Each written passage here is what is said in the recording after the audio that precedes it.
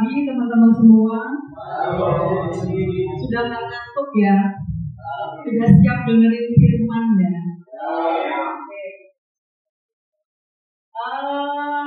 Dalam ibadah kali ini saya memberi judul senjata kebenaran. Apa sih senjata kebenaran? Yuk kita buka. Mana Alkitabnya udah siap ya? Kita buka di Roma 6 ayat 13. Roma 6 ayat 13.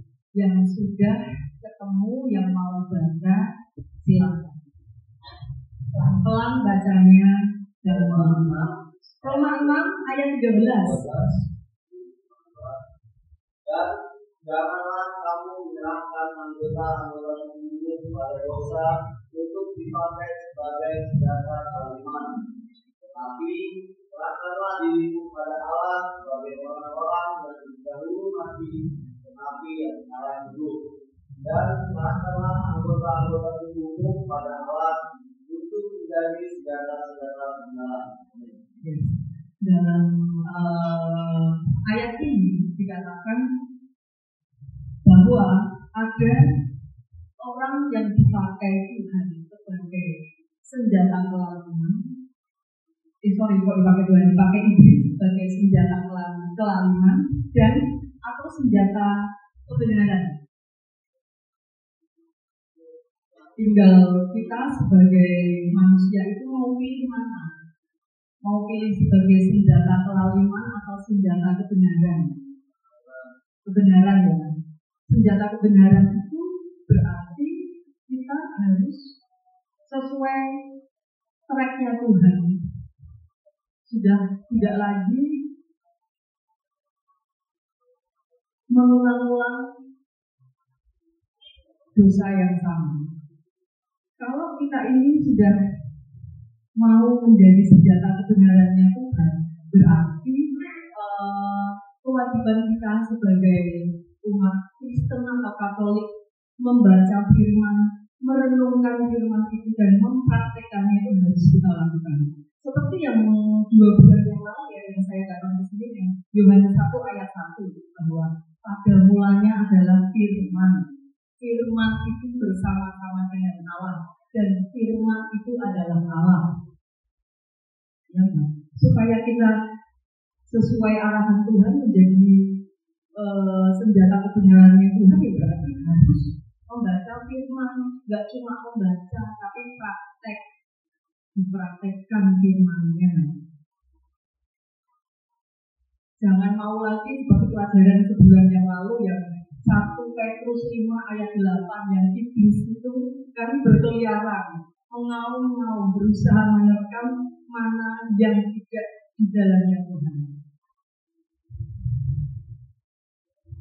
Pertanyaannya, kalau Bu Ati ini apakah sudah tidak pernah dikejar kambing iblis? Saya ceritakan 3 hari yang lalu. Di sebelah rumah saya itu sedang dibangun tukang-tukang banyak.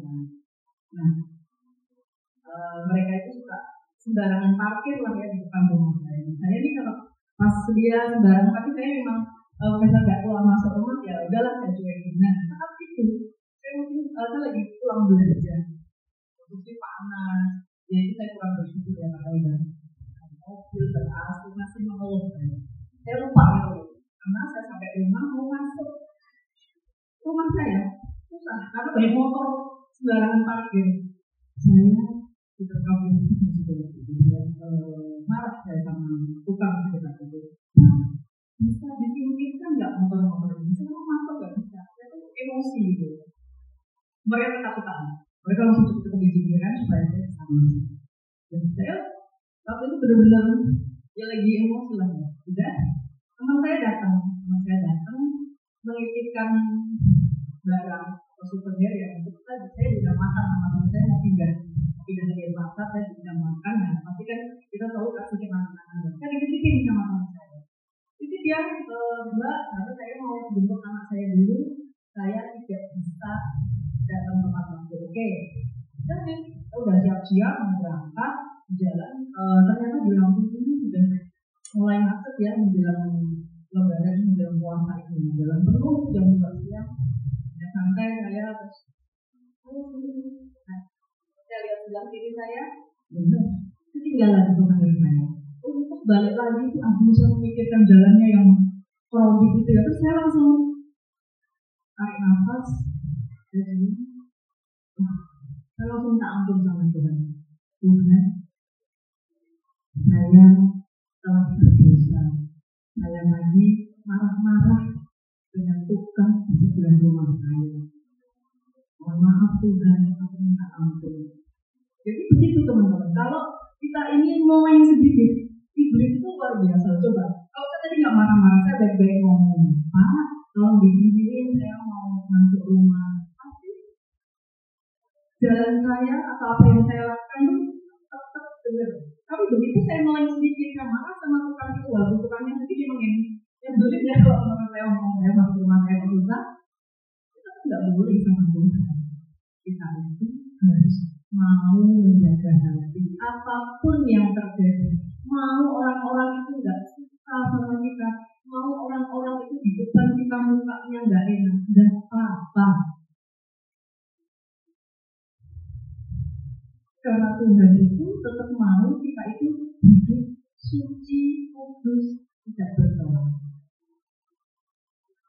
Ya, apa yang kita pikirkan, karena marah-marah itu otomatis pikiran saya kan jadi berat kan, nggak kepikiran apa-apa, harusnya saya berangkat bahwa itu souvenir yang buat teman saya, tapi karena saya udah marah-marah, udah lupakan. Kita buka di Amsal 4 ayat 23. Amsal 4 ayat 23.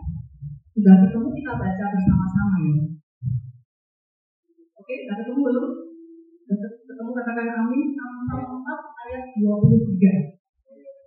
Jagalah hatimu dengan segala kewaspadaan, karena disitulah terpancar kehidupan. Jadi arti dari firman ini adalah pikiranmu mengendalikan hidupmu. Ya masih. Apa yang kamu pikirkan saat ini, apa yang kamu ucapkan itu mengendalikan hidupmu. Ya kayak saya tadi, apa yang saya pikirkan cuma marah-marah, apa yang saya keluarkan dari mulut saya, jadinya tidak tahu. Jadi kita semua ini adalah baiknya Allah. Kita semua ini adalah anak-anaknya Allah. Betul nggak sih? Kita itu anak-anaknya Allah. Benar nggak? Mau pilih sebagai anak, kalau bukan anaknya Allah, mau anak siapa? Cuma ada 2 pilihan, anak Allah sama anak iblis. Mau pilih anaknya siapa? Anak Allah kan ya.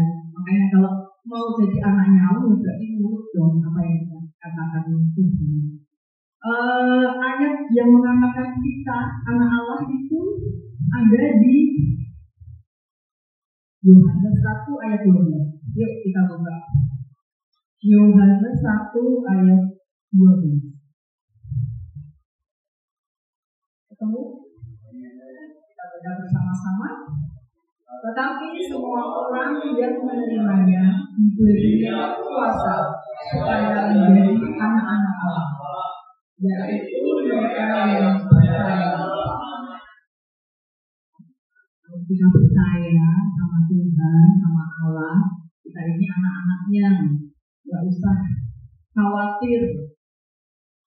Kalau ini yang sudah berkeluarga punya anak kita minta apa, asal itu bukan yang dulu masih dikasihkan, ya nggak sih? Jadi jangan takut, mintalah kepada Tuhan apa yang engkau butuhkan. Tetapi pertanyaannya, tapi saya sudah doa, saya sudah minta sama Tuhan, tapi kok belum dikabulkan ya? Balik lagi, lagi dirimu, hatimu sudah bersih belum? Sudah minta ampun belum sama Tuhan? Jadi kalau kita mau rutin membaca firman, mau merenungkan firman itu siang dan mempraktekannya, otomatis mata, telinga, hati kita itu menjadi waspada. Kita tahu orang yang di dekat kita ini hanya memanfaatkan saya atau memang dia itu tulus. Orang yang mau mengajak kita bisnis itu benar-benar mau ngajak bisnis atau mau bohongin saya. Orang yang dekat dengan saya ini hanya mau berteman atau masih nanti mau mengajak saya menikmati narkoba lagi. Itu kalau teman-teman baca firman Tuhan dan merenungkan dan praktek, maka batin kita itu tajam. Itu yang dinamakan batin. Itu yang selalu jangan di orang yang baik. Tidak usah keluar nama, tidak usah mendengarkan omongan dia, dengerin saja Tuhan, baca saja firman. Itu kalau kita mau percaya yang Yohanes 1 tadi, yang percaya sama Tuhan, kita menjadi anak-anaknya. Selain anak, kita ini juga bait Allah. Ada di 2 Korintus 6 ayat 16. 2 Korintus 6 ayat 16. Yuk, yang sudah ketemu dibaca. Ya gak ngantuk. Ada yang ngantuk gak sih? Enggak, yang bener ya. Tapi ngomongnya ngantuk gak sih? 2 Korintus 6 ayat 16. 2 Korintus 6 ayat 16. Apakah hubungan baik Allah dengan saudara? Karena kita adalah baik dari Allah yang hidup menurut firman Allah sendiri. Aku akan diam bersama-sama dengan mereka dan hidup di tengah-tengah mereka, dan aku akan menjadi Allah mereka dan mereka akan menjadi umatku. Kalau kita ini mengikuti Tuhan, apakah hubungan baik Allah dengan berhala? Karena kita adalah bait dari Allah yang hidup menurut firman Allah ini. Kita harus hidup menurut firman.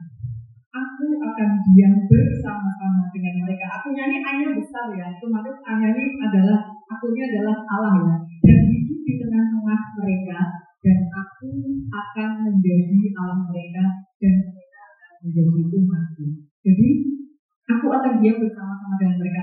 Allah itu akan diam hidup bersama-sama dengan kita. Yang hidup dalam firman. Bisa bayangin gak sih? Contohnya begini loh.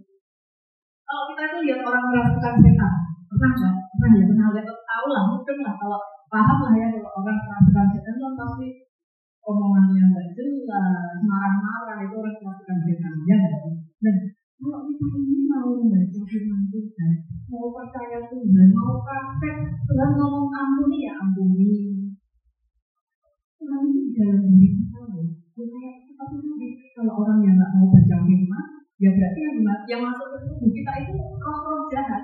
Jadi peramai kita mudah marah, dikit-dikit marah, nggak mau mengampuni orang.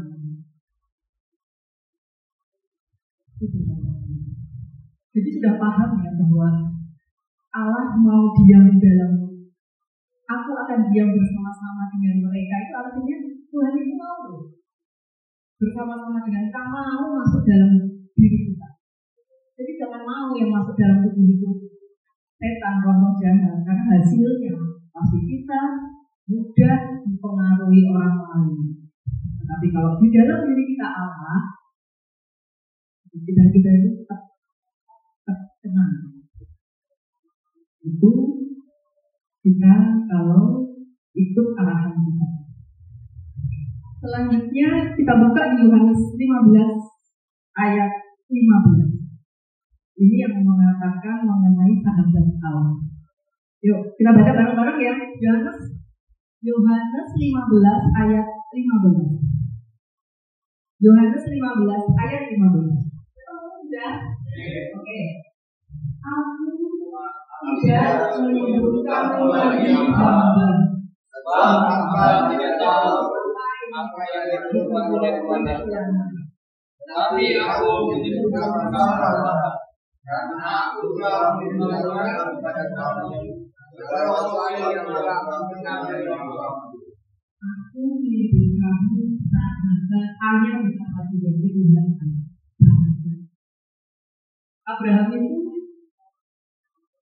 seorang nabi, kan sahabatnya Tuhan. Tuhan itu pernah bercakap-cakap dengan Abraham saat Tuhan mau membumi hanguskan atau menghukum Sodom dan Gomora. Sodom dan Gomora itu kan dia melakukan amoral yang luar biasa. Dia melakukan hubungan kejiwaan masyarakatnya berulang-ulang bertahun-tahun, hubungan homoseksual. Itu kan Tuhan tidak suka itu seperti itu. Dan Tuhan berbicara kepada Abraham karena Abraham sebagai sahabat Tuhan. Tuhan bilang, aku akan menghancurkan Sodom dan Gomora. Terjadi tawar-menawar antara Tuhan dan Abraham. Akhirnya ada satu keputusan bahwa yang diselamatkan itu satu keluarganya Lot, ya kan ya? Satu keluarganya Lot diselamatkan saat sebelum api membumi hanguskan Sodom dan Gomora. Dan keluarga Lot keluar dari Sodom dan Gomora, tetapi istrinya tidak diselamatkan, tidak terselamatkan. Karena apa? Karena istrinya menjadi tiang garam, istrinya tidak mendengar arahan malaikat Tuhan. Itu loh. Satu keluarga sudah mau diselamatkan, tapi satu aja dia nggak mau mendengar arahan Tuhan.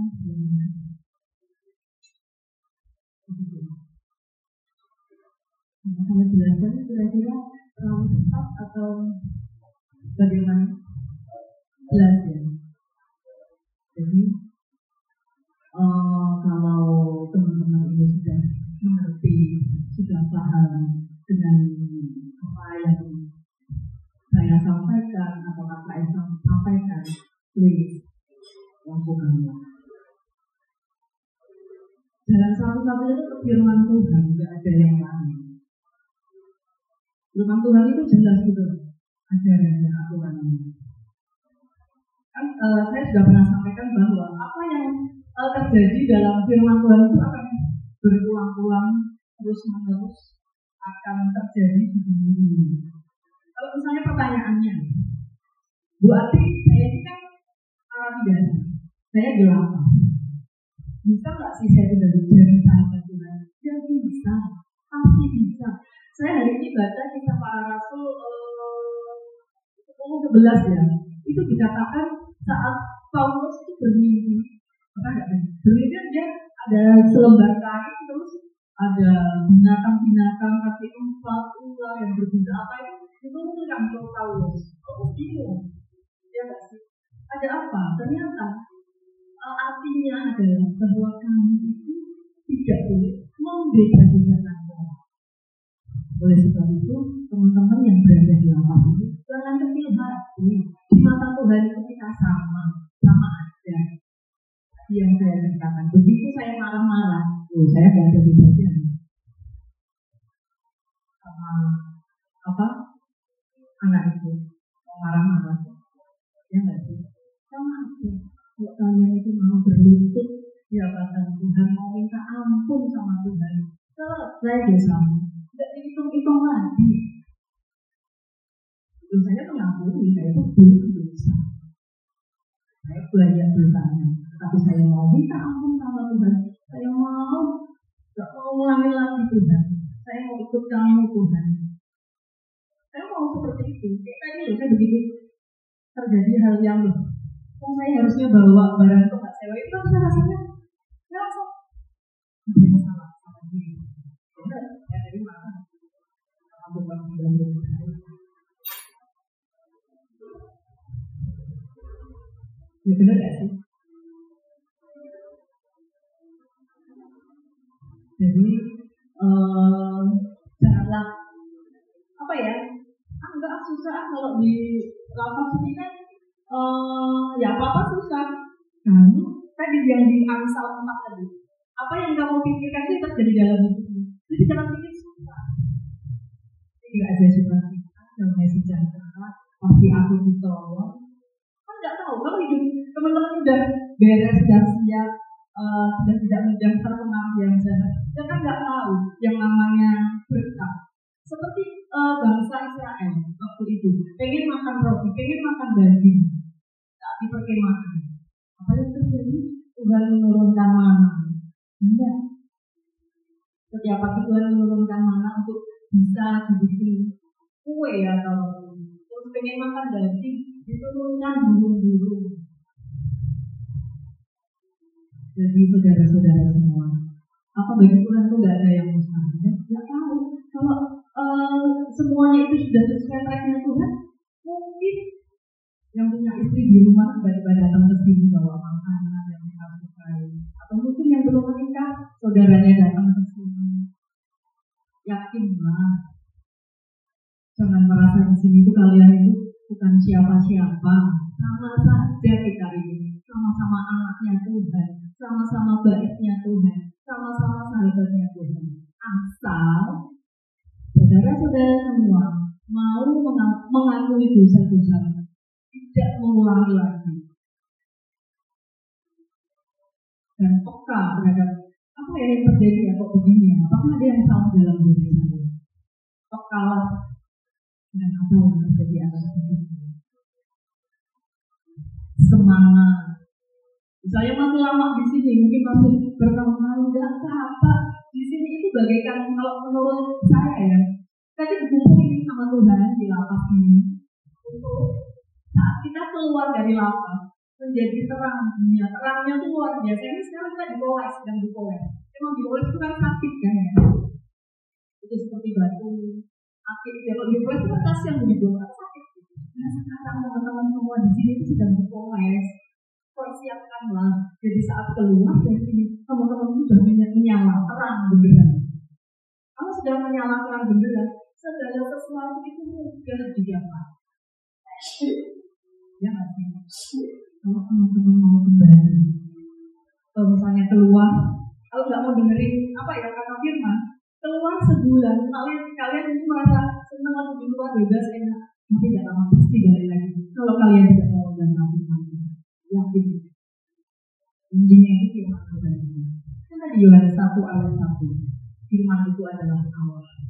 Kalau kita nggak mau baca firman, benar dia nggak paham, kita akan kejadian-kejadian atau sifat-sifat itu nggak paham.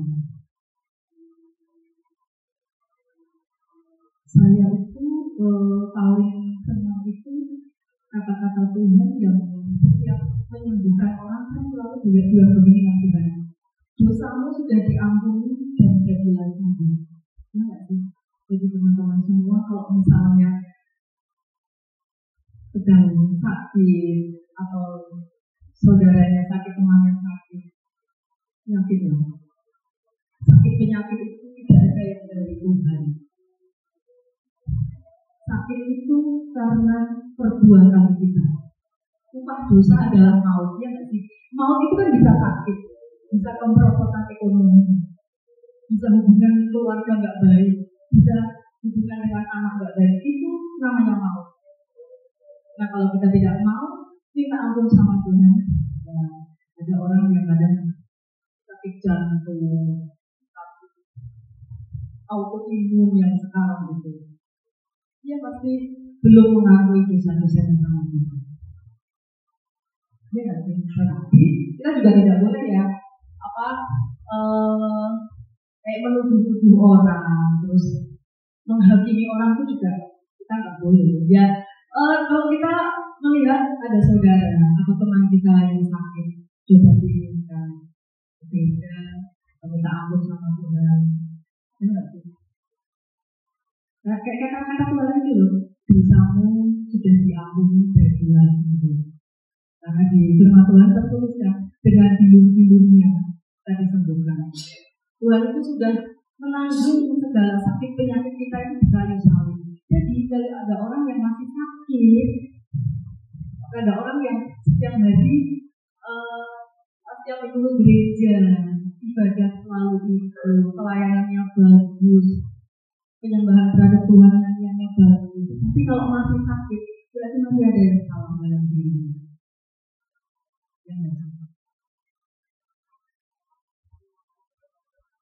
Menghakimi orang yang dulu kayak itu loh, seperti kisah yang perempuan pezina itu loh, yang dibawa sama orang-orang Farisi di depan Tuhan Yesus, ya kan?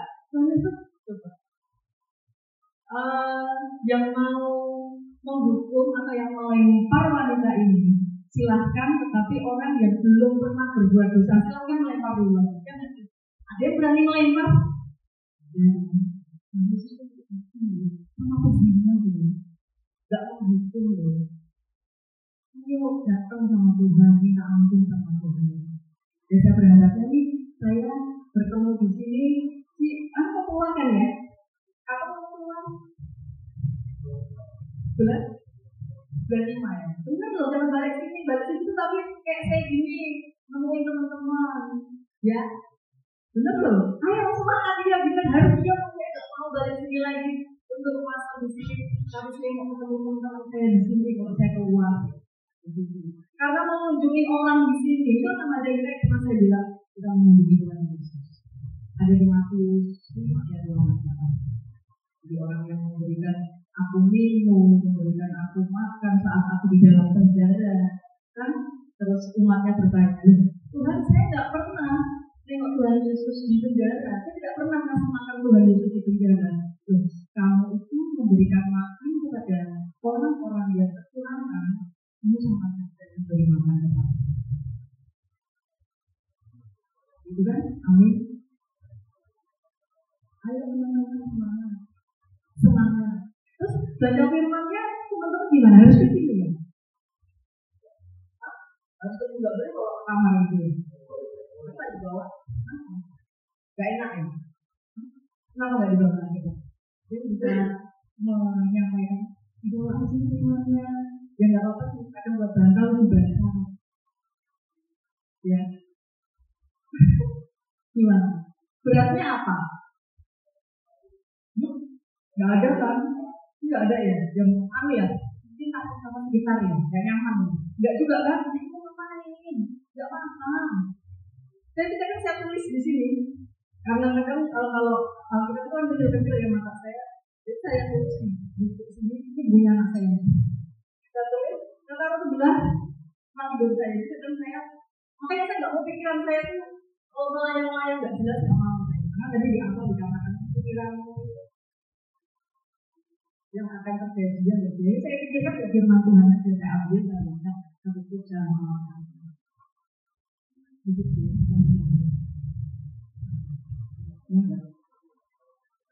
Jadi kalau baca firman saat ini ya selalu baca gitu. Yang menunggu gitu ya pasti baca. Ini pasti baca. Ya benar ya luar biasa loh. Tapi ini di sini aku sudah baca firman ya. Ya luar biasa mendengarnya teman-teman sudah buka firman. Berarti yang saya kira teman-teman tuh mau baca firman ternyata setiap hari datang ke sini untuk baca firman. Luar biasa. Keren. S2 benar S2 doktoral kita sudah tentang dua kali apa yang dijawab sama kamu? Apa tuh? Ya kita tahu setelah itu kita bahasa ini dengan di luar tahu apa Tuhan itu di mana kita tahu dari bangsa jangan hidup ini dengan dibawa sia-sia. Nanti keluar dari sini itu bisa memberi atau menyampaikan kabar gembira bahwa sakit penyakit itu bukan dari Tuhan. Dan kalau itu pegangan saya loh, itu percaya banget. Gak mau sakit saya. Ya nggak sih. Kadang orang bilang kalau sudah sepuh atau sudah tua itu kan metabolismenya itu sudah nggak bagus. Ya pasti dong sakit. No, tidak. Sakit penyakit sudah ditanggung Tuhan Yesus di kayu salib. Dan kita percaya kita anak Tuhan. Gak mau saya balik. Kalau masih sakit berarti yang kita imani, kita akui bahwa Tuhan itu adalah segala-galanya, sudah menanggung kita semua di kayu salibnya. Jadi tidak berguna dong. Pengorbanan Tuhan Yesus waktu itu darahnya sampai netes-netes, dipukul itu kan karena dosa-dosa kita itu. Kok kita mau-maunya masih percaya dengan hasutan iblis bahwa kamu sakit itu tidak bisa sembuh. Tidak, percaya. Jadi saya kalau pergi sama teman saya itu kadang saya sampaikan gitu, saya sampaikan ya apa, ada yang percaya gitu, ada yang kayak dia masa sih ya, kalau kamu masih masa sih akan seperti itu, sakitmu nggak sembuh. Tapi kalau percaya bahwa segala bentuk penyakit kamu Tuhan Yesus kita sembuh. Dan percaya kalau kita ini sudah berbuat baik, sudah menuruti apa kata Tuhan, mata hati kita itu menjadi tajam. Kita bisa tahu orang yang di dekat kita ini maksudnya apa, mau ngajak saya baik atau mau mempengaruhi saya lagi.